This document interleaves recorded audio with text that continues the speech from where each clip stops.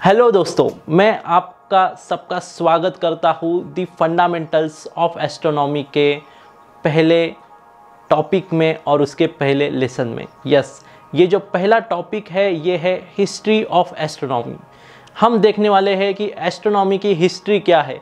ये पूरी जो हम आज एस्ट्रोनॉमी की ग्रोथ या प्रोग्रेस देखते हैं, हमें दूर दराज की गैलेक्सी का नाम तक अभी पता है, वो कहाँ उनका जो मीन्स बिगिनिंग कब हुआ, शुरुआत कब हुई, ये भी हमें पता है। तो इतनी सारी प्रोग्रेस ह्यूमन बीइंग ने कैसे की, कहाँ से इसकी शुरुआत हुई, ये सब इस सेक्शन में हम देखेंगे। और उसका पहला जो ये लेसन होगा वो यही होगा कि ओरिजिन ऑफ एस्ट्रोनॉमी या एंशियंट एस्ट्रोनॉमी। बट उससे पहले हम ये देखेंगे कि एस्ट्रोनॉमी क्या होती है। यस, मैं ऐसा गेस कर रहा हूँ कि आप बिल्कुल ही एस्ट्रोनॉमी के लिए नए हो, आपको कुछ भी पता नहीं है एस्ट्रोनॉमी का। तो थोड़ा देर हम यहाँ पे रुक के ये सवाल पूछते हैं कि what is the astronomy. Yes, आप भी थोड़ा देर ये वीडियो पॉज कीजिए और अपने आप से ये सवाल पूछिए कि एस्ट्रोनॉमी के बारे में आप क्या जानते हो और how you define astronomy. Yes, तो आई थिंक आपने पॉज करके इसके बारे में सोचा होगा। तो हम यहाँ पे बताएंगे एस्ट्रोनॉमी क्या होती है। तो astronomy basically the study of celestial object और एस्ट्रल ऑब्जेक्ट, इसका स्टडी या एक साइंस है।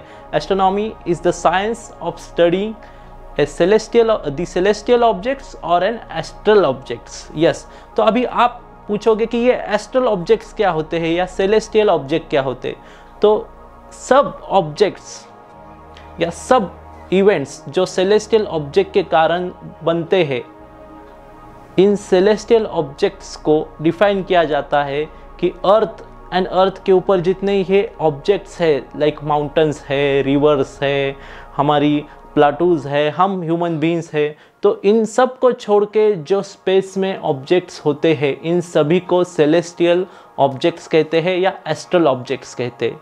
और इन सभी का स्टडी करना, इन ऑब्जेक्ट्स के द्वारा जो इवेंट्स क्रिएट होते हैं, जो घटनाएं होती है, उन घटनाओं का स्टडी करना means astronomy and astronomy science. तो ये अभी आपको क्लियर हो चुका होगा कि एस्ट्रोनॉमी क्या होता है, राइट। अभी आप सोचोगे कि ये एस्ट्रोनॉमी तो धरती के बाहर के ऑब्जेक्ट को स्टडी करना है, बट अगर कोई चीज़ धरती के बाहर है तो धरती के ऊपर या अर्थ के ऊपर जब हम रहते हैं तो हमारे लाइफ में उसका क्या इम्पैक्ट है, हमें इतनी उसे स्टडी करने की ज़रूरत क्यों पड़ी। Why we need to do study of this all object which is far away from the earth. तो इसी के बारे में हम इस लेसन में जानने जा रहे हैं। तो ये जो मैंने आपसे पूछा कि हमें इसकी ज़रूरत क्यों पड़ी, इस सब ऑब्जेक्ट्स की, सेलेस्टियल ऑब्जेक्ट या एस्ट्रल ऑब्जेक्ट्स की स्टडी करने के लिए, तो इससे पहले हम देखेंगे हमारी खुद की हिस्ट्री कि हम कैसे डेवलप हुए। तो आप अगर आपकी खुद की मीन्स ये सब एस्ट्रोनॉमी बिगिंस कहाँ से हुई, ये कहाँ से शुरुआत हुई, इसकी अगर हम हिस्ट्री देखेंगे तो ये कहाँ तो भी ह्यूमन इवोल्यूशन हिस्ट्री को टच करती है। आपको पता है, हम अगर ह्यूमन हिस्ट्री में जाएंगे बैक में, तो हम जो हमारा इवोल्यूशन पीरियड है उसे 3 पार्ट में डिवाइड कर सकते हैं। जो पहला पार्ट है ये लगभग इसकी शुरुआत हुई थी 2.5 million years ago. Yes, 2.5 million means लगभग 25 लाख सालों पहले, जब ह्यूमन इवोल्यूशन मीन्स ह्यूमन उत्क्रांति जो अपने पीक पे थी, तब से एस्ट्रोनॉमी की शुरुआत हुई है दोस्तों। यस, तो ये शुरुआत कैसे हुई है एग्जैक्टली ये हम जानेंगे। The human evolution divided means ये जो ह्यूमन इवोल्यूशन है, ये जो उत्क्रांति हमने की है, उसे हम लगभग 3 पार्ट में डिवाइड कर सकते हैं। जो पहला पार्ट है उसमें का जो फर्स्ट डिविडेशन है वो पैलियोथिक मीन्स व्हाट कि old stone age, Palaeolithic period है, ओल्ड स्टोन एज पीरियड है। देन उसके बाद का जो पार्ट है, उस सेकेंड डिवाइडिंग स्टेप जो है वो है मेलियोथिक पीरियड या middle stone age. And last one जो है ये न्योलिथिक स्टोन एज है। अभी ये पैलियोथिक, नियोथिक, देन मेलियोथिक क्या है एग्जैक्टली। तो शुरुआत करेंगे पहले पीरियड से जो लगभग 2.5 मिलियन ईयर्स पहले से शुरुआत हुआ है और उसे गिना जाता है लगभग 10,000 BC तक। तो ये पेलियोथिक स्टोन एज पीरियड क्या है या ओल्ड स्टोन एज पीरियड क्या है दोस्तों? तो लगभग जब 2.5 मिलियन ईयर्स पहले आप देखोगे तो ह्यूमन बीइंग जो था, जो आदि मानव था, वो अपने सर्वाइवल के लिए हंटिंग करता था, शिकार करता था, और उसके लिए जो टूल्स वो यूज़ करता था वो बनाता था बोन्स से या फिर स्टोन्स से। बट वो जो स्टोन के टूल्स थे या बोन्स या जो भी लकड़ी या कुल्हाड़ी के जो हथियार थे वो काफ़ी अंडर डेवलप थे। उन्हें ना शार्पनेस थी, ना कुछ ऐसा नॉच था या शार्प एज थी। ये काफ़ी बेसिक स्टेज के टूल्स हम यूज़ करते थे या जो पेलियोथिक ह्यूमन बीइंग थे वो ये यूज़ करते थे। एंड ऑब्वियस है कि वो ये सब चीज़ें यूज़ करके गुफा में रहते थे। हाँ, फूड के लिए वो हंटिंग करते थे या फिर झाड़ के ऊपर आने वाले फल जो है, फ्रूट्स जो है, बेरीज जो है, वो उनका इस्तेमाल किया करते थे। ओके, बट इसकी जो शुरुआत हुई थी लगभग 2.5 मिलियन ईयर्स के लगभग आसपास हुई थी। बट उसके बाद जो इसका अंत हुआ ये कहाँ जाके रुका? तो ये लगभग the end of this period is mark about the ice as.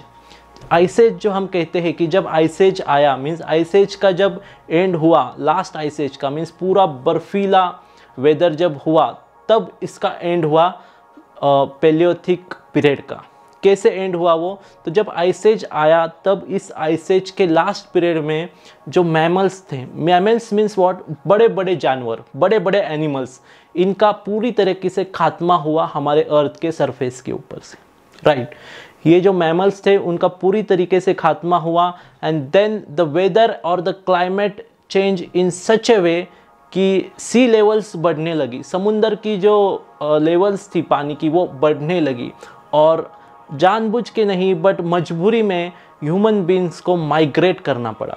Okay, तो ये माइग्रेशन में बहुत सारे बदलाव आए दोस्तों। माइग्रेशन में जो एक जगह से जाके दूसरी जगह पे सेटल होना, वहाँ फूड ढूंढना, ये सब बदलाव का सामना ह्यूमन बीइंग को उस टाइम करना पड़ा, और वो एंड था पेलियोथिक पीरियड का। और आफ्टर द पेलियोथिक पीरियड उसके बाद शुरू होता है हमारा Mesolithic period. Yes, Mesolithic period जो है ये लगभग जो है ये हम कह सकते हैं कि 10,000 BC से लेके कुछ 8,000 BC तक ही था। बट ये काफ़ी इम्पोर्टेंट था ये पीरियड। इस पीरियड में हमने क्या किया? तो इस पीरियड में ह्यूमन बीइंग्स ने जो टूल्स यूज़ करते थे, ह्यूमन बीइंग्स हथियार जो शिकार करने के लिए, हंटिंग करने के लिए, उसमें बहुत बदलाव आने लगा। वो टूल्स शार्प होने लगे, वो टूल्स और भी नोकीले होने लगे, और भी छोटे होने लगे ताकि वो ज़्यादा कैरी कर पाए दूर तक। तो इस तरीके के बदलाव यहाँ पे हमें देखने को मिलते हैं।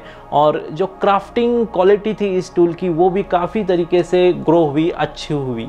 देन इसी दौरान एक बदलाव ज़रूर हमें देखने को मिलता है जो हिस्ट्री में रिकॉर्ड किया गया है कि जब ये माइग्रेशन हुआ पेलियोथिक पीरियड के एंड में या लास्ट आइस एज के पीरियड के एंड में, तो वो माइग्रेशन के दौरान ह्यूमन बीइंग ने एक नई खोज की।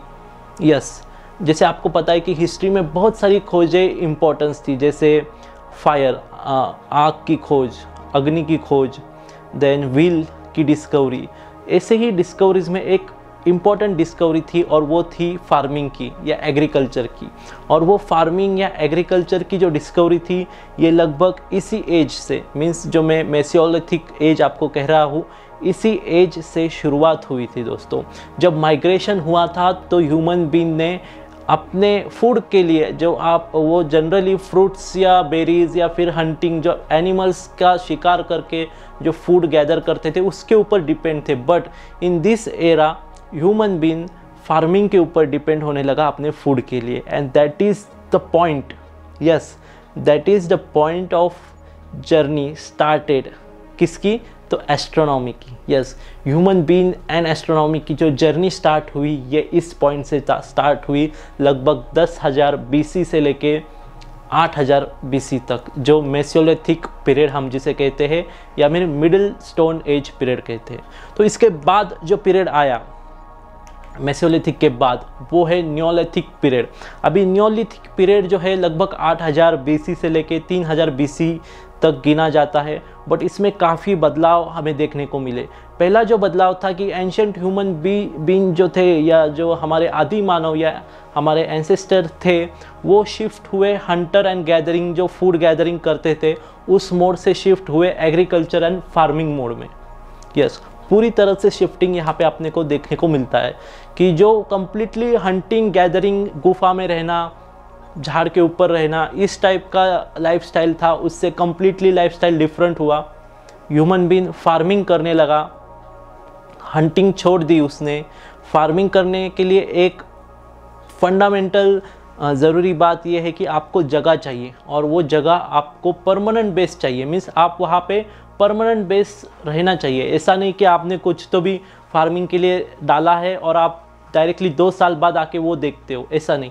आपको उस जगह पे रहना पड़ेगा जब तक आपका फूड ग्रो नहीं होता, उसकी देखभाल करनी पड़ेगी। तो ये 2 चेंजेस बहुत इंपॉर्टेंट थे नियोलिथिक टाइम पीरियड में, और वो थे फार्मिंग, स्टार्टिंग द फार्मिंग और changing the mode from hunting and gathering food to the farming. And दूसरा एक चेंज था कि आदमी जो है, या ह्यूमन बीइंग या आदि मानव थे, उन्होंने भटकना छोड़ दिया था। एक जगह पे वो घर बना के या अपना शेल्टर बना के रहने लगे थे। तो ये सबसे स्टार्टिंग पॉइंट और इम्पॉर्टेंट पॉइंट था एस्ट्रोनॉमी के स्टार्ट का।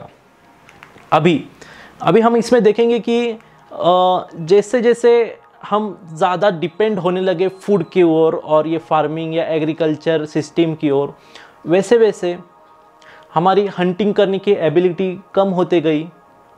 हमें एक जगह पे रहना ज़्यादा पसंद आने लगा। हम एक जगह पे रहने लगे तो हम सोशलाइज होने लगे। मीन्स पहले 2-3 जन के, 5-6 जन के ग्रुप मिलके रहा करते थे, बट अभी फार्मिंग और इसकी वजह से 50, 20, 100, 200, 1000 लोगों के ग्रुप एक जगह पे रहने लगे। मीन्स हम सोशलाइज होने लगे। And in this socialization and all this, तो हमारी जो डिपेंडेंसी है एग्रीकल्चर के ओर, वो ज़्यादा होने लगी। यस, हमारी जो डिपेंडेंसी थी वो ज़्यादा होने लगी। एंड इसके चलते हमने एग्रीकल्चर में एडवांसमेंट लाने की कोशिश शुरू की।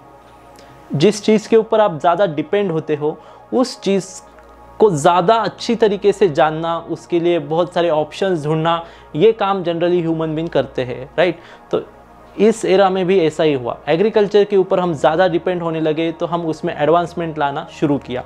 अभी एडवांसमेंट लाने के साथ ही साथ कुछ मेजर इश्यूज हमें फेस करने पड़े एग्रीकल्चर के इस सेक्टर में, और वो मेजर इशू था चेंज इन वेदर। यस, क्योंकि हम एक लोकेशन में रहते थे फार्मिंग के लिए या एग्रीकल्चर के लिए। आपको पता है कि वेदर कंडीशन परफेक्ट होना या उसके मुताबिक होना, जो आप ग्रो कर रहे हो फार्मिंग में, वो बहुत इम्पोर्टेंट है। बट उस टाइम के जो ह्यूमन बीइंग थे, उनके सामने ये एक बहुत बड़ा इशू आया था कि वेदर कंडीशंस चेंज होती थी, और उसके कारण या उसके चलते फार्मिंग में बहुत सारी दिक्कतें आती थी। तो ये इशू बढ़ने लगा। Means what, change in weather का जो इफ़ेक्ट था फार्मिंग के ओर, वो क्या होने लगा, तो हार्वेस्टिंग करने के लिए जो हार्वेस्टिंग करते थे वो इर्रेगुलर होने लगी। मीन्स अगर इस महीने आपने XYZ फूड क्रॉप किया है या हार्वेस्ट किया है, तो नेक्स्ट मंथ वो आप नहीं कर सकते। तो ये इर्रेगुलरिटी यहाँ पे ह्यूमन बीइंग्स को फेस करने पड़ी। उसके साथ ही साथ इनएफिशिएंसी इन फूड प्रोडक्शन, कि आप अगर लास्ट मंथ में एक सर्टन अमाउंट फूड ग्रो कर पाए, तो नेक्स्ट मंथ में उतना अमाउंट नहीं ग्रो कर पाओगे विथ सेम एफर्ट। तो ये इनएफिशिएंसी फेस करनी पड़ी। तो ये 2 बड़ी डिफ़िकल्टीज़ या मेजर इफ़ेक्ट्स आने लगे ये चेंज इन वेदर के कारण। तो आप जानते हो कि ह्यूमन बीइंग जो है, ये एक इंटेलिजेंट पीसीज है, राइट। ये इंटेलिजेंट पीसीज हम हैं, इसकी वजह से हमने इस प्रॉब्लम को सॉल्व करने के लिए स्टेप फॉरवर्ड किया। यस, कि ये जो प्रॉब्लम आया था चेंज इन वेदर, इसको सॉल्व करने के लिए ह्यूमन बीइंग ने ऑब्जर्वेशंस लेना शुरू किए। जबकि अभी वो एक जगह पे सेटल थे, परमानेंट थे, तो वो ऑब्जर्वेशंस या रिकॉर्ड्स ले सकते थे, और फिर इसका सॉल्यूशन उन्हें मिला ऊपर स्काई में। यस, वो इस मेजर इशू के लिए ऑब्जर्वेशंस लेना शुरू किए, और उन्हें बाद में ऐसा दिखने लगा कि जो ये स्काई की पोजीशंस है, मीन्स ये जो स्काई में ऑब्जेक्ट्स रात की ओर दिखते हैं या सुबह सूरज दिखता है, तो इसका एंड ये चेंज इन वेदर जो हो रहा है इसका कुछ तो भी ताल्लुक है। कनेक्ट्स द डॉट, उन्होंने ये डॉट्स कनेक्ट करना शुरू किए और उनको ये पता चलना शुरू हुआ कि हम अगर इस पूरे आसमान में रात में जो दिखते हैं ऑब्जेक्ट्स, अभी तब तक वो ऑब्जेक्ट्स को क्या कहा जाता है, वो क्या है एग्जैक्टली ये पता नहीं था, बट कुछ तो भी चमकीले ऑब्जेक्ट्स है ये उनको पता थे। तो उनको ये समझना शुरू हुआ दोस्तों कि अगर हम इनकी पोजीशन रिकॉर्ड करें और अगर ये पोजीशन रिपीटेड होती है in certain period of cyclic time, तो हम आने वाले वेदर्स के कंडीशंस का अनुमान लगा सकते हैं। जैसे बारिश कब हो सकती है जहाँ पे वो लोकेटेड है, ये वो जान सकते थे, राइट। समर कब आता है, विंटर कब आता है, बारिश कब होती है, ये पूरी चीज़ें वो इस पूरे स्काई के ऑब्जर्वेशन से जानना शुरू किए। ओके, एंड थोड़ा इसमें अगर हम ये आगे जाएंगे तो इसकी शुरुआत हमें देखने मिलती है भारत के एरिया में या भारत के कॉन्टिनेंट में, क्योंकि भारत एक ट्रॉपिकल एरिया में आने वाला प्रदेश है। यस, तो ट्रॉपिकल एरिया में होता क्या है दोस्तों, तो ट्रॉपिकल एरिया के साथ ही साथ भारत को एक बड़ी विशेषता या ऐसा लाभ आया है कि माउंटेन्स, हिमालयन माउंटेन्स की जो पूरी रेंज है वो भारत को मिली है। इसलिए भारत का जो वेदर है ये काफ़ी वर्नेबल कह सकते हो या फिर काफ़ी वर्साटाइल है कि पूरा अलग अलग वेदर है, उसमें चेंज भी बहुत फास्ट होता है दोस्तों। तो ट्रॉपिकल जोन में आने के कारण एंड ये चेंज इन वेदर ज़्यादा होने के कारण भारत में एग्रीकल्चर सबसे पहले शुरू हुआ। देन साथ ही साथ एग्रीकल्चर शुरू तो हुआ बट ये चेंज इन वेदर कंडीशन भारत में ज़्यादा थी, इसके कारण इसकी जो नीड थी कि प्रिसाइजली हम साइक्लिक वेदर कंडीशंस को जान सके, ये कर सके, तो ये भारत में ज़्यादा ज़रूरी पड़ा उस टाइम पे।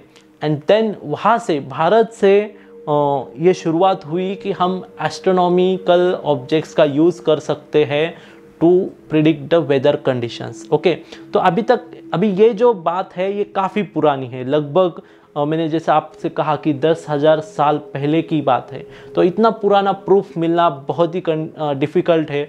But according to the studies and mathematical models and जितने भी खोज की है, जितने भी प्रूफ मिले हैं, तो उससे ये अनुमान हम लगा सकते हैं कि जो भी शुरुआत भारत में हुई थी एग्रीकल्चर की और उसके बाद उसे ग्रो करने की, तो उसमें एस्ट्रोनॉमी का बहुत बड़ा योगदान, खगोल शास्त्र का बहुत बड़ा योगदान रहा होगा। ओके, तो हमने ये देखा कि कैसे ये चेंज इन वेदर जो है ये ह्यूमन बीइंग को एस्ट्रोनॉमी के ओर लेके गया।